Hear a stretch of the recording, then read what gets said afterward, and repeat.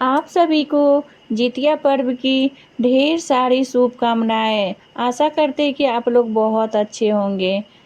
आज जितिया का नहाई खाए है, यानी कि आज के दिन लोग बहुत प्रकार के व्यंजन, बहुत प्रकार के सब्जी बनाते हैं।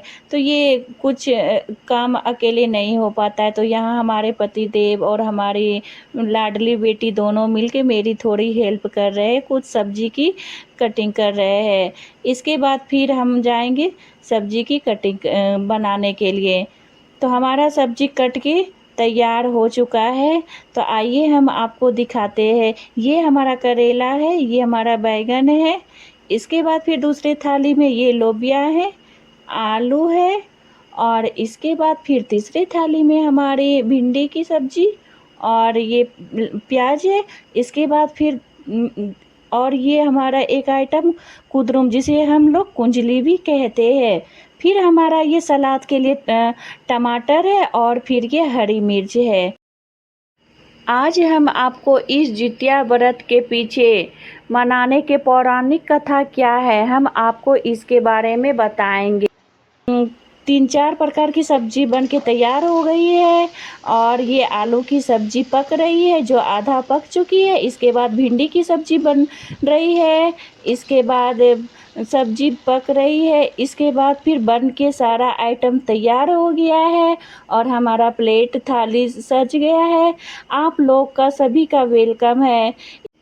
तो चलिए इस जितिया पर्व को मनाने के पीछे के पौराणिक कथा को सुनते हैं। बहुत समय पहले जिमुतवाहन नामक एक राजकुमार थे। वे त्यागी, परोपकारी और धर्मात्मा थे। जब उन्होंने देखा कि गरुड़ प्रतिदिन नागवंश के बच्चों को खाकर नाश कर रहा है, तो उन्होंने नागवंश की रक्षा करने का संकल्प लिया। जब गरुड़ नाग कुमार को खाने आया तो राजकुमार ने नाग कुमार का रूप स्वयं ले लिया और अपनी देह गरुड़ को अर्पित कर दी। गरुड़ जब खाने लगा तो उसने देखा कि यह नाग नहीं बल्कि कोई मनुष्य है। गरुड़ ने पूछा कि तुमने नाग की जगह अपनी देह क्यों दी? तो जिमितवाहन ने उत्तर दिया कि वे दूसरों की संतान की रक्षा करना का धर्म मानते हैं। उनकी निस्वार्थ भावना से प्रभावित होकर गरुड़ ने वचन दिया वह कभी भी नागों की संतान को नहीं खाएगा। इस प्रकार जिमुतवाहन ने बलिदान और मातृत्व की रक्षा का आदर्श लेने का फैसला लिया। तभी से सभी माताएं जितिया व्रत करती है ताकि उनके बच्चों का जीवन सुरक्षित रहे और दीर्घ आयु हो। यह पर्व निस्वार्थ त्याग, मातृत्व और संतान की रक्षा का प्रतीक है।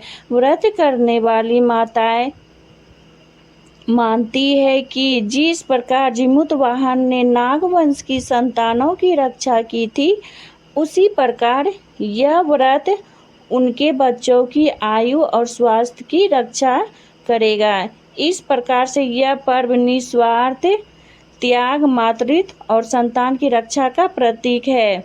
व्रत करने वाली माताएं प्रातः स्नान करती है, इसके बाद केवल सात्विक भोजन करती है जिसमें लहसुन प्याज का प्रयोग नहीं होता है।